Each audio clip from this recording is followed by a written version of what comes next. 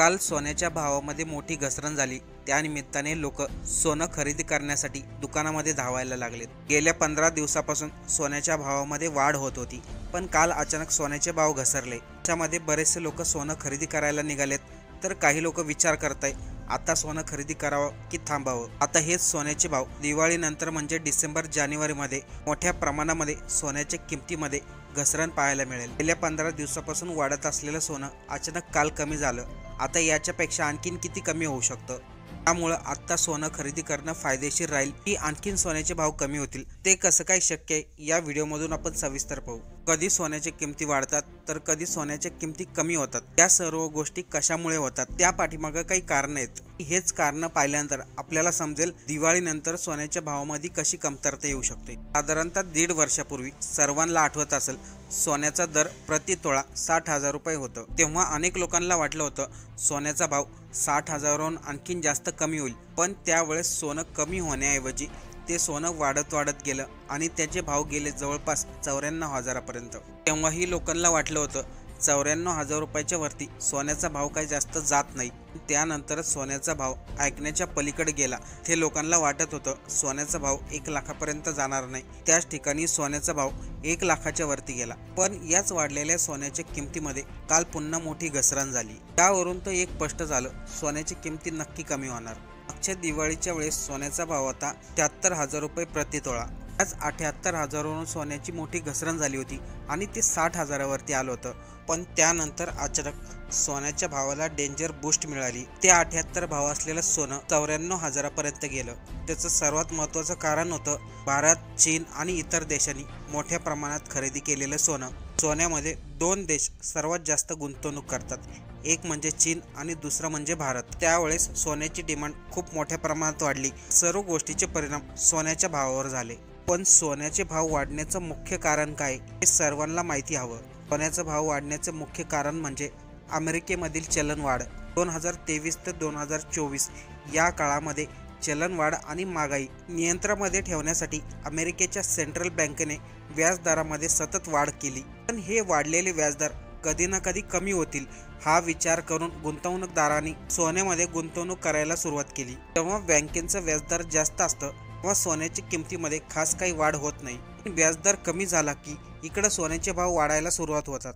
त्यामुळे अमेरिकेच्या सेंट्रल बँकेने व्याजदर कमी केले आणि सोन्याच्या किमती वाढत गेल्या। गेल्या आठवड्यामध्ये अमेरिकेच्या सेंट्रल बँकची मीटिंग झाली, त्यामध्ये त्यांचं बोलणं झालं होतं व्याजदर आणखीन कमी करायचं।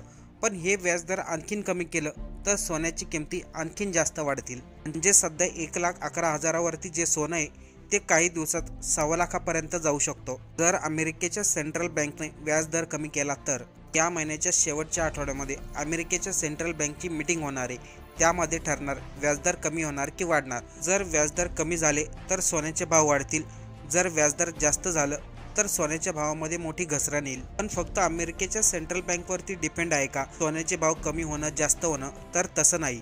सोन्याचे भाव वाढणे आणि कमी होणं त्याच्या पाठीमागे दुसरे एक मुख्य कारण म्हणजे जगामधील आर्थिक अस्थिरता। अमेरिकेचे राष्ट्राध्यक्ष डोनाल्ड ट्रम्प यांनी जे इतर देशांना टॅरिफ लावलं होतं त्याचे उलटे परिणाम आता दिसायला लागले। त्यामुळे अमेरिकेमध्ये महागाई वाढली, स्थानिक लोकांनी टॅरिफचा विरोध केला आणि हेच टॅरिफ इतर देशांवरती पण लावलेत। त्यामुळे जगामध्ये आर्थिक अस्थिरता निर्माण झाली। पण हे झालं फक्त अमेरिकेपुरतं। सध्या फ्रान्स या देशामध्ये लोक रस्त्यावरती उतरून आंदोलन करत आहेत, त्यामुळे तिथलं सरकार देखील अस्थिर झालंय। त्यांना योग्य तो निर्णय घेता येईना। ब्रिटनमध्ये देखील लोकांनी रस्त्यावरती उतरून आंदोलन चालू केले, तिथलं सरकार देखील पडण्याची शक्यता आहे। आणखीन एक सोन्याचा भाव वाढण्याचं मुख्य कारण म्हणजे इस्रायल हमासचं युद्ध गेल्या अनेक दिवसापासून चालू आहे आणि त्यांच्यामध्ये युद्ध अजूनही थांबलेलं नाही। त्यामध्येच इस्रायलने आता कतारवरती हल्ला केला, त्यामुळे अरब राष्ट्र आणि इस्रायल यांच्यामध्ये युद्ध पेटणार का अशी मोठी शक्यता वर्तवली जाते। तर अरब राष्ट्र आणि इस्रायलमध्ये युद्ध झालं तर त्यामुळे कच्च्या तेलाच्या किमती वाढतील। म्हणजे एकंदरीत जर पाहिलं सध्याच्या परिस्थितीमध्ये जगामध्ये कुठेही अस्थिरता नाही। जेव्हा हे टेन्शन वाटतं तेव्हा लोक सेफ म्हणून सोन्यामध्ये गुंतवणूक करतात। आपल्याकडे मोठ्या प्रमाणामध्ये सोनं आहे, त्यामुळं आपल्याला टेन्शन घ्यायची गरज नाही।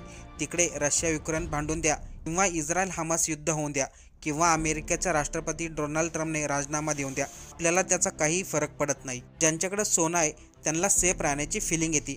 भविष्यामध्ये आपल्याला टेन्शन नको, म्हणून अनेक लोक सोन्यामध्ये गुंतवणूक करतात। त्याचा परिणाम असा होतो, सोन्याची डिमांड वाढते, सोन्याची मागणी वाढते आणि साहजिकच त्याच्या किमतीमध्ये देखील वाढ होते। हे झालं सोन्याच्या किमती वारंवार वाढण्याचं मुख्य कारण। पण आता सोन्याचे भाव कधी कमी होतील? सध्या भारत आणि चीन या दोन्ही देशांनी मोठ्या प्रमाणात सोनं खरेदी केलंय। या दोन्ही देशातील सेंट्रल बँकेनी मोठ्या प्रमाणात सोनं खरेदी केलंय। जेव्हा जगावरती आर्थिक अडचण येते तेव्हा हेच सोनं इतर देशाकडे ठेवलं जातं आणि त्याच्या बदल्यात पैसे घेतले जातात। पण आत्ताच्या घडीला असं चित्र निर्माण झालंय, सोन्याची गुंतवणूक जास्त प्रमाणात वाढली। जरी सर्वसामान्य व्यक्ती सोनं खरेदी करत नसेल तरी देखील देशाच्या मोठ्या मोठ्या बँका मोठ्या प्रमाणात सोनं खरेदी करतात। जेव्हा पूर्ण जगामध्ये शांतता स्थिर होईल तेव्हा सोन्याचे भाव एकदम कमी होतील। सोन्याची ॲनालिसिस करणारे तज्ज्ञ जॉन विल्स हे सांगतात की सध्या अनेक देशांमध्ये युद्धासारखी परिस्थिती निर्माण झालेली आहे। सोन्याच्या खदानीमध्ये मोठ्या प्रमाणात काम चालू आहे। जेव्हा अशी परिस्थिती निर्माण होते तेव्हा सोन्याचे भाव खूप जास्त प्रमाणात वाढतात। जॉन विल्स यांनी हे सांगितलं, सोन्याचे भाव कधी कमी होतील? त्या हमास, इस्रायल किंवा इतर देशामध्ये जे काही परिस्थिती निर्माण झालेली ही परिस्थिती येणाऱ्या 2-4 महिन्यामध्ये शांत होईल।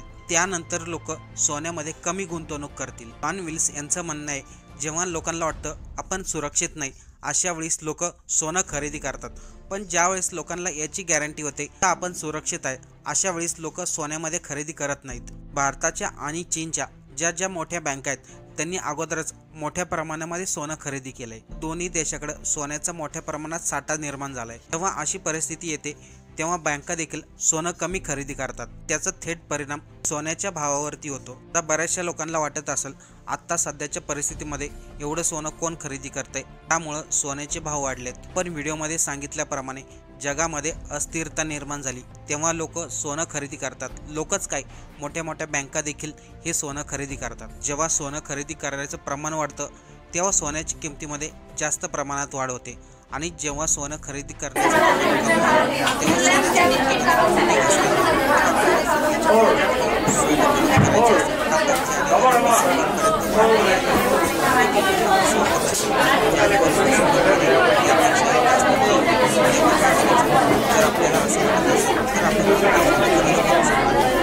24 कॅरेटमध्ये। त्याचा फायदा असा होईल की तर जानेवारी-डिसेंबरमध्ये सोन्याचे भाव कमी झाले तुम्हाला जास्त प्रमाणामध्ये तोटा होणार नाही आणि जरी सोन्याचे भाव वाढले तर तुम्हाला प्रचंड प्रमाणामध्ये त्याचा फायदा होईल। तर सध्याच्या परिस्थितीमध्ये सोन्यामध्ये गुंतवणूक करू नये आणि जर करायची झालीच तर प्युअर सोन्यामध्ये गुंतवणूक करावी।